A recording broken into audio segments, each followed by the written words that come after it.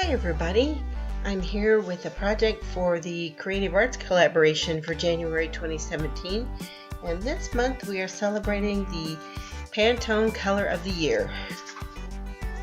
So I started out with a page that I probably would have normally gessoed over or calmed it down with some white paint or something, but since it already picked up the colors for the Color of the Year, I decided, what the heck, I'll just seal it with a little bit of clear gesso and go from there. There's a lot of stuff on that page. There's light modeling paste, there's paste with something mixed in it. I don't know, it was kind of just a mop-up page, but I'm working with that. I took a page out of my mixed media journal and punched a bunch of scallop circles, as you see here. And I'm going to stamp on those with some archival ink. And then I'm also going to add some color bloom sprays to them as well to give them some color and some shimmer, of course. Now, if you're looking for more projects on YouTube, on social media with this color focus, be sure you search for the hashtag Color of the Year or Color of the Year 2017, and you're going to find all kinds of great stuff, all kinds of great video content that you can enjoy, and find some new channels you can subscribe to, and just a lot of fun. So as you see, I sprayed those, and now I'm coming back along the edges and I'm going to ink those with some saffron archival ink just to give them a little bit more depth.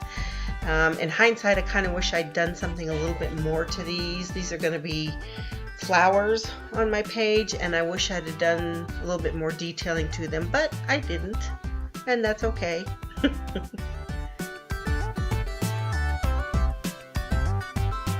Okay, now I'm going to go back to my lumpy bumpy page here and try to stamp some of that same script stamp in the background with the leaf green pad.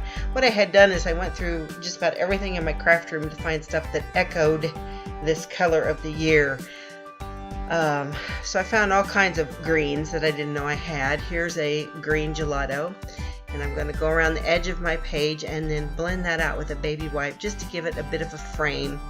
This wasn't as pronounced as I might have liked. I could have gone back and done it some more, but I thought, no, I'm just going to keep moving and see where this page takes me next. So I pulled out a super duper flimsy stencil that I have. This is something I bought in a pack of stuff at Michael's, and if you ever run across these light green stencils at Michael's, don't buy them because they're super flimsy. Just adding a little bit more green, more visual interest to the background on this page with this honeycomb stencil.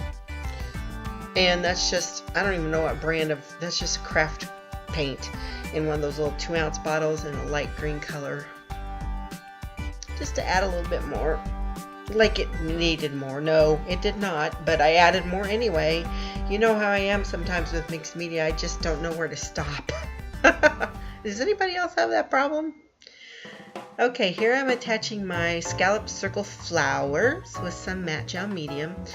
This was a little bit of a challenge because there is quite a little bit of lumpy bumpy texture on this page, but I just kept after it, and I didn't care if they weren't really perfectly flat and solid. You know, it's fine if they were sticking up just a little bit in places. I probably even could have used like pop dots or something, and that would have been a different look, but I knew I wanted to go around these and add some depth of color around the edge, so they kind of need to be in contact with the page. Kind of got off the camera there, sorry folks. Alright, so here I pulled out my Derwent Ink Tints pencils. If you're not familiar with these, they are water soluble, but when they dry, they're permanent, so they don't continue to move about the page. So I started out just drawing, coloring a little bit around and moving that color with the water brush. And then I decided that wasn't as pronounced of a look as I wanted, so I ended up then going to actually taking the color directly from the tip of the pencil with my water brush, and I got a little bit darker look there, and you'll see me do that here in a little bit.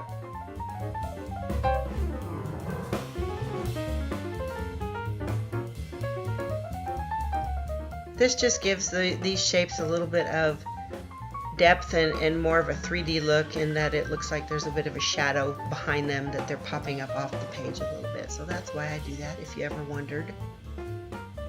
And if you didn't wonder, well, you could just dismiss that whole thought.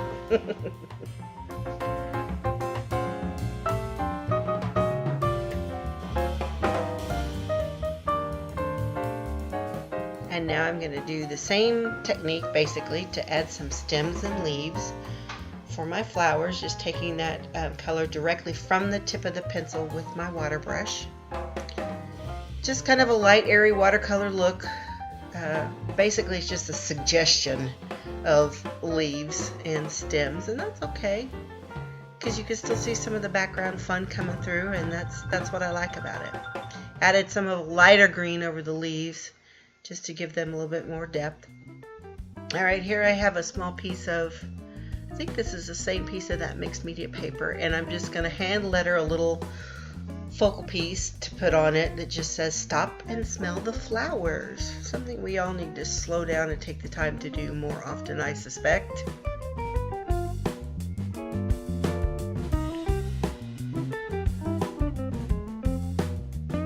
Trim that down to an acceptable size, and then I'm going to eke around those edges with that archival ink and leaf green, just again tying in that color.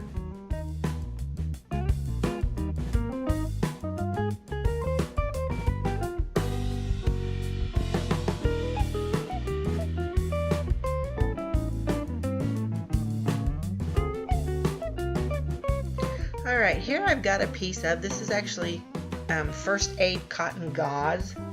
It kind of mimics the look and feel of cheesecloth. It's not quite as stable as cheesecloth. It tends to get stretched out a little bit, and I colored it with some Dilutions ink sprays, and that's why I have the glove on my hand there, because if you've ever worked with Dilutions, you know it stains the heck out of you. So I just colored that gauze to, again, go along with our color story here. Dried it, and I'm going to use that as kind of a bedding anchor spot where I'm going to put that little hand lettered sentiment. And that's about all there is to this project. Pretty easy. It helped that I was working with a page that I already had a bunch of stuff on it, and the colors already worked, so that was handy.